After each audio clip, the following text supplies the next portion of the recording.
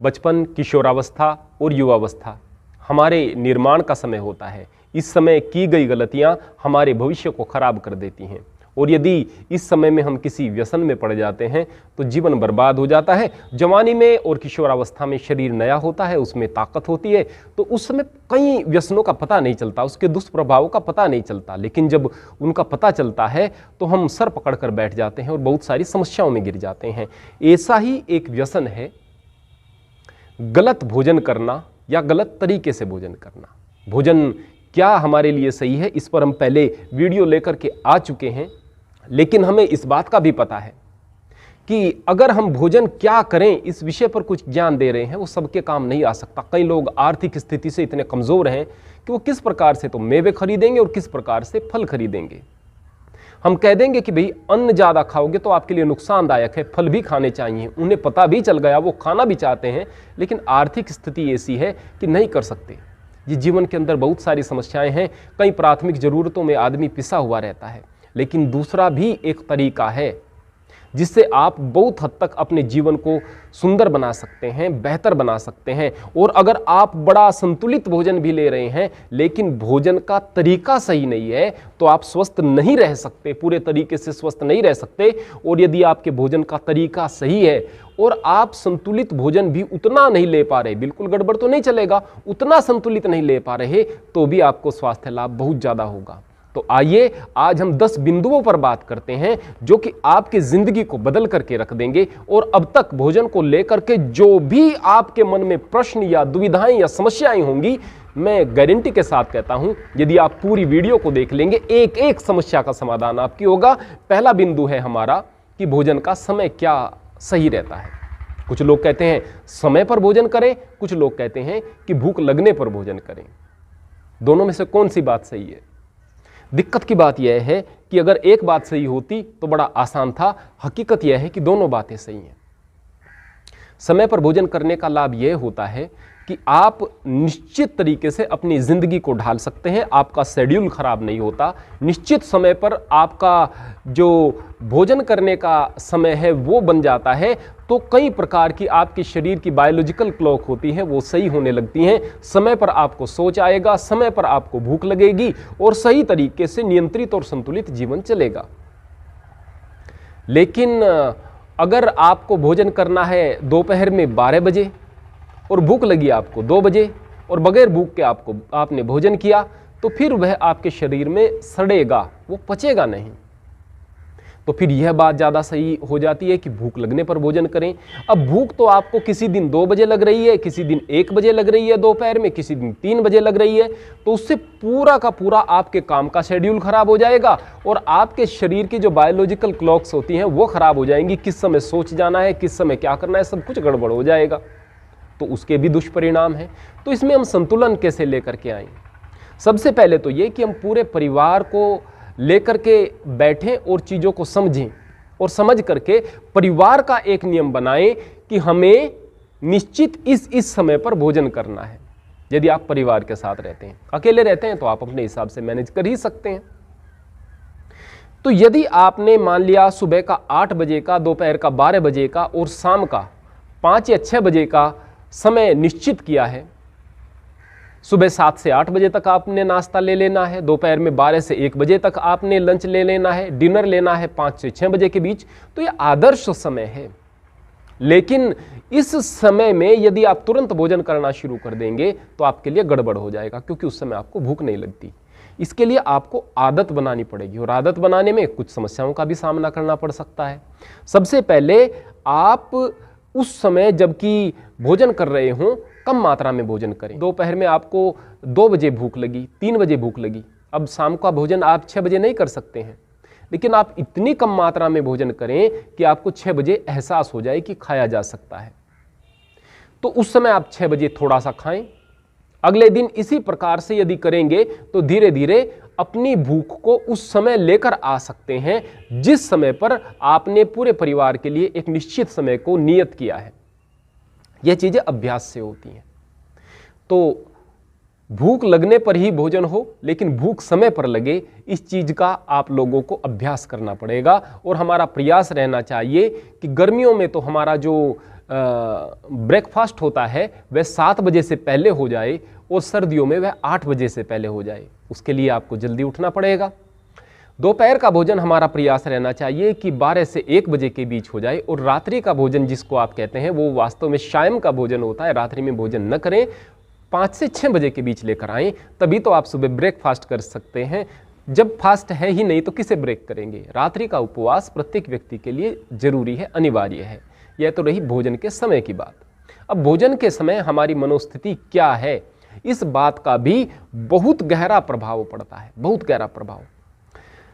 कई लोग इसे बड़े हल्के में ले लेते हैं, लेकिन हमारे मस्तिष्क में क्या चल रहा है, इससे हमारे शरीर में हार्मोन्स का सीक्रेशन होता है, जिसका प्रभाव हमारे डाइजेस्टिव सिस्टम पर पड़ता है। अगर आप रात्रि में बहुत तनाव में लेटे हैं तो नींद अच्छी नहीं आएगी और सुबह आपको कॉन्स्टिपेशन मिल सकता है, अपचन मिल सकती है, पेट आपका खराब हो जाएगा, भूख आपकी डिस्टर्ब हो जाएगी। और अगर मनोस्थिति आपकी खराब है, उस समय आप भोजन करते हैं तो 100% आपको अपचन होगी। तो भोजन के समय अपनी मनोस्थिति को सही रखें। जब आप बहुत उदास हैं, जब आप बहुत दुखी हैं या डिप्रेशन में हैं, उस वक्त आप भोजन न करें। लेकिन यहाँ पर भी एक समस्या है। मान लिया आपके घर में कोई मौत हो गई है, आप बहुत दुखी हैं, आप तो लंबे समय तक दुखी रहेंगे। समझदार आदमी भी इस तरह की घटनाओं से बाहर मुश्किल से निकल पाता है या बहुत समय लगता है उसको निकलने में। अब उतने समय तक भोजन ना करें तो कैसे चलेगा, भोजन करना पड़ेगा। लेकिन 2 प्रकार की हमारे सामने समस्याएं होती हैं। एक तो हम निरर्थक रूप से डिप्रेशन में रहते हैं या छोटी मोटी चीज़ों के तनाव को लेकर के रहते हैं। दूसरा यह है कि प्राकृतिक कोई आपदा आ गई है। जो प्राकृतिक आपदा है वो हमेशा नहीं रहती है, उस समय आप भोजन करते रहें, धैर्य बनाने की कोशिश करें। लेकिन ये जो छोटे छोटे से तनाव आपकी ज़िंदगी में आते हैं, भोजन करने से पहले इस विषय में सोचें कि अब मुझे अपने शरीर का निर्माण करना है, और अगर मैं शरीर से स्वस्थ रहूँगा, मन से स्वस्थ रहूँगा, तभी जा कर के मैं समस्याओं का सामना कर पाऊँगा। इसलिए मैं किसी भी तनाव को नहीं ले सकता। आप प्रसन्नता का अनुभव करेंगे, गहरी सांस बैठ करके लें। यदि आपको तनाव है, परमात्मा का नाम लें और सकारात्मक सोचें, प्रसन्नता के साथ में अच्छी मनोस्थिति के साथ आप भोजन करें। तीसरे नंबर पर होता है भोजन के समय ध्यान। वास्तव में यदि हमारा ध्यान लिखते समय, आप साहित्यकार हैं और लिखते समय आपका ध्यान वहाँ पर नहीं है जो आप लिख रहे हैं, क्या आप अच्छा साहित्य लिख पाएंगे? आप एक पोएट हैं, आप एक कविता लिख रहे हैं, ध्यान उसमें नहीं है, क्या आप पोएट्री कर पाएंगे? आप चित्रकार हैं, चित्र बनाने में ध्यान नहीं है, क्या आप अच्छा चित्र बना पाएंगे? बहुत सारे उदाहरण दिए जा सकते हैं। प्रत्येक कार्य को आप तब बेहतर तरीके से कर सकते हैं जबकि आपका ध्यान वहाँ पर हो। आप भोजन कर रहे हैं मतलब आप शरीर का निर्माण कर रहे हैं, आप एक चित्र का निर्माण कर रहे हैं, अच्छी बात है। आप एक कविता का निर्माण कर रहे हैं, अच्छी बात है। लेकिन उससे भी ज़्यादा महत्वपूर्ण है आप अपने शरीर का निर्माण कर रहे हैं, क्योंकि यह शरीर आपका साधन है जिससे कि आप परमात्मा को प्राप्त करेंगे। तो जाहिर सी बात है आपका ध्यान भी आपके भोजन पर रहना जरूरी है। भोजन करते समय केवल भोजन करें, बराबर में मोबाइल बराबर में भी ना हो आपके। ऐसा ना हो कि बीच में मैसेज आ गया उसको देखने लग जाएं, टीवी देखते हुए भोजन करें, मन में बहुत सारी बातें चल रही हैं, आप भोजन कर रहे हैं, ऐसा ना हो।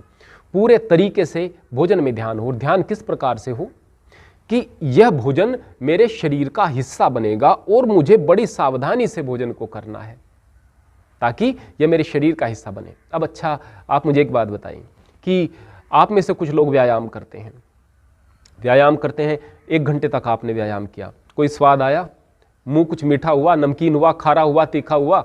नहीं हुआ। क्या आनंद आ रहा है? कुछ नहीं, कुछ तकलीफ हो रही है। किस लिए कर रहे हैं? ताकि हमारा शरीर बेहतर बने। आप अगर 15 मिनट तक भोजन कर रहे हैं, 15 मिनट तक उसे व्यायाम सोचकर कर लें भाई। स्वाद की तरफ ध्यान न दें, इस चीज़ की तरफ ध्यान दें कि आपका शरीर बनेगा। यकीन मानिए उस 1 घंटे के व्यायाम से कहीं ज़्यादा फल आपको उस भोजन करने का मिल जाएगा। आप अच्छी तरीके से चबा करके भोजन करें, बहुत अच्छे तरीके से चबा करके। आपके पेट के अंदर कोई दांत नहीं लगे हुए हैं, दांत केवल मुंह के अंदर हैं, इनसे काम लें। वहाँ पर तो जाकर एसिड हैं, जिन्होंने उस भोजन को गलाना है, बड़े बड़े टुकड़े हैं, तो वो अधपचे रह जाएंगे, पेट में सड़ेंगे, तो आपके सामने बड़ी सारी समस्याएं आएंगी। तो भोजन के समय केवल भोजन में ध्यान हो, भोजन को चबा चबा कर करें और एकाग्र हो करके करें। और साथ में यदि हम भोजन मंत्र पढ़ते हैं तो हमारे लिए बहुत अच्छा रहता है। भोजन मंत्र, कई सारे भोजन मंत्र हमारी संस्कृति में आते हैं, लेकिन जो मुझे सर्वोत्कृष्ट लगता है, ओम अन्नपते अन्नस्य नो देहन्नमेवश्य सुष्मिना प्रदातारम तारिश ऊर्जम नो देहि दिव्यपदे चतुष्पदे। यहाँ पर हम परमात्मा से प्रार्थना कर रहे हैं, परमात्मा आप हमें कीट से मुक्त, कीड़ों वाला नहीं, कीट से मुक्त सुंदर अनाज प्रदान करें, आप हमें भोजन प्रदान करें। परमात्मा भोजन प्रदान करने वाला है, और केवल हमें ही नहीं, जो 2 पैर वाले मनुष्य आदि की सृष्टि है सभी को भोजन मिले। चतुष्पद अर्थात 4 पैर वाले दुनिया के अंदर जो भी जीव हैं उन सबको भी भोजन मिले। अब आप कहेंगे कि हमें संस्कृत नहीं आती, हम मंत्र नहीं पढ़ सकते। कर सकते हैं। जब भी आपके सामने भोजन आए तो आप परमात्मा से प्रार्थना करें, हे मेरे परमपिता परमात्मा, आपकी दया से मुझे यह भोजन प्राप्त हुआ है। दुनिया में गरीब से गरीब आदमी को भोजन प्राप्त हो मेरे मालिक, और सबका शरीर उससे स्वस्थ हो, सुदृढ़ हो। दुनिया में हर जीव को भोजन प्राप्त हो, कोई भोजन के बगैर न रहे। हे मेरे मालिक, सब पर आपकी कृपा बनी रहे, मुझ पर भी आपकी कृपा बनी रहे। मैं ये भोजन जो करूं ये मेरे शरीर का हिस्सा बने, ये व्यर्थ न जाए, मेरे शरीर में रोग न हो, मेरी बुद्धि और बल बढ़े। ऐसा भाव करके यदि आप भोजन करते हैं तो जिंदगी में परिवर्तन आएगा। इसके पश्चात चौथे नंबर पर, आप केवल जमीन पर बैठकर ही भोजन करें। इस पर बहुत सारी बातें बताई जा सकती हैं।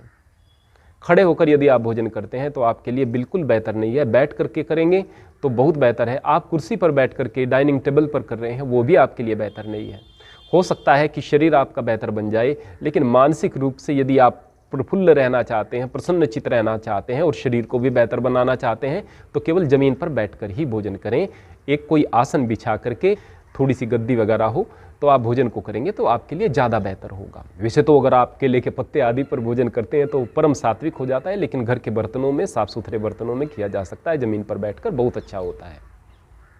5वें नंबर पर, जब आप भोजन करें तो उस समय आपके पेट पर कोई कपड़ा कसा हुआ न हो। अब यह नियम उतने प्राचीन समय से है जब इतने कसे हुए कपड़े नहीं रहते थे। अब तो बहुत कसे हुए चुस्त कपड़े लोग पहनने लग गए हैं, पेट पर बेल्ट भी लगाते हैं। उस तरीके से यदि आप खड़े होकर या बैठकर कैसे भी भोजन करेंगे तो आपके शरीर का हिस्सा नहीं बनेगा, आपको बहुत सारे नुकसान हो सकते हैं। भोजन के समय जूता न पहने। अगर आप बैठकर भोजन करेंगे फिर तो जूते का कोई सवाल ही नहीं है। और हो सके तो आप ठंडे पानी में पैरों को धो करके आप भोजन करें। अगर पैर बहुत साफ हैं तो आप वैसे भी कर सकते हैं। पैर गीले ना हो भोजन के समय तो पैर को धो करके, सुखा करके तब आप भोजन करें। हाथों को अच्छे तरीके से धो करके, जाहिर सी बात है, भोजन करें आप। 6ठे नंबर पर, अपनी प्रकृति के अनुसार भोजन करें। हमारी वात, पित्त और कफ 3 प्रकार की प्रकृति होती हैं। अगर हम किसी को कह देंगे कि दही आपके लिए बहुत अच्छी है, आदमी के लिए दही बहुत अच्छी है, दही में प्रोबायोटिक्स और प्रीबायोटिक्स होते हैं जो कि हमारे भोजन को हजम करने में अंदर मदद करते हैं, हमारे लिए उस जीवाणुओं को पैदा करते हैं हमारी आंतों में, जो जाकर के हमारे भोजन को हजम करता है। वास्तव में सही है।